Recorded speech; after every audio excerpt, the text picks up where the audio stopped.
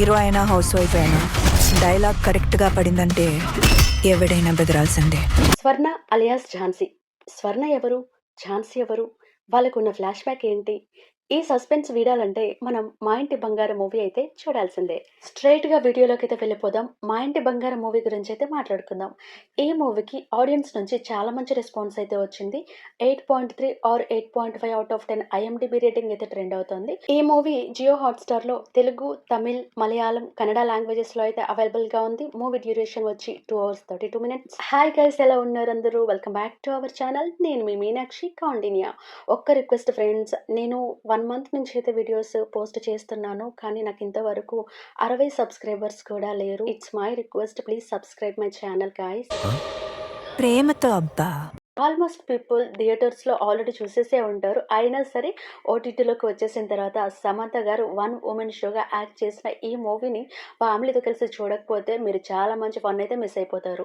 Movie అంతా ఒక ఎత్తు అయితే లాస్ట్ 30 minutes ఇంకొక ఎత్తు అండి. సమంత గారికి ధీటుగా దేవయ్య చాలా బాగా యాక్ట్ చేశారు విలన్ రోల్ లో. ఈ మూవీని నందిని రెడ్డి గారు అయితే డైరెక్ట్ చేశారు. రాజ్ నిడుమూరు, హిమాంక్ దువ్వూరు ప్రొడ్యూస్ చేశారు.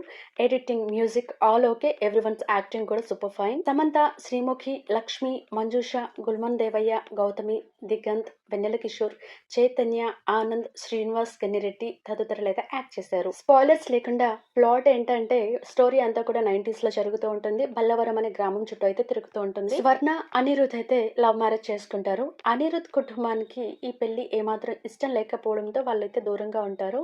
అయితే అనిరుద్ చెల్లెలి పెళ్లి కోసం వీరిద్దరూ అనిరుద్ వాళ్ళ ఇంటికైతే తిరిగి వస్తారు.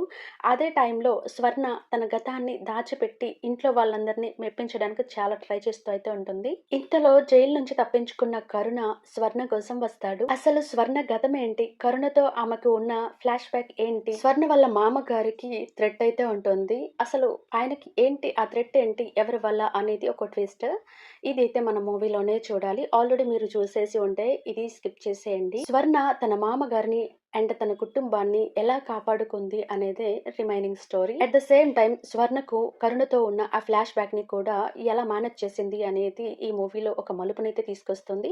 మూవీ ఎండింగ్ కి ఇదే మెయిన్ స్ట్రెంత్ అని కూడా చెప్పొచ్చు. ట్రైలర్ లో చూసినంత సస్పెన్స్, క్యూరియాసిటీ కొంచెం అయితే మిస్ అవుతుంది. ఈ మూవీకి అదొకటి మైనస్ అని నాకైతే అనిపించింది. ప్లస్ లు మైనస్ లు పక్కన పెడితే స్నాక్స్ తింటూ ఈ వీకెండ్ ఫ్యామిలీతో హ్యాపీగా కూర్చొని చూడాల్సిన ఒక మంచి సినిమా అయితే మా ఇంటి బంగారం. ఎమోషనల్ సీన్స్, ఎంటర్టైన్మెంట్, కామెడీ, ట్విస్ట్లు ఎన్ని ఉండాలో ఒక ఫ్యామిలీతో కలిసి చూడటానికి ఉండాల్సిన అర్హత అయితే అంతా ఉండింది ఈ మూవీకి. ఈ మూవీ చూసినప్పుడు మీకు ఎలా అనిపించింది కమెంట్ చేయండి. ఈ వీడియో మీకు నచ్చినట్లయితే ప్లీజ్ లైక్ చేయండి, కమెంట్ చేయండి, సబ్స్క్రైబ్ చేయడం మాత్రం మర్చిపోకండి. Thank you so much for watching.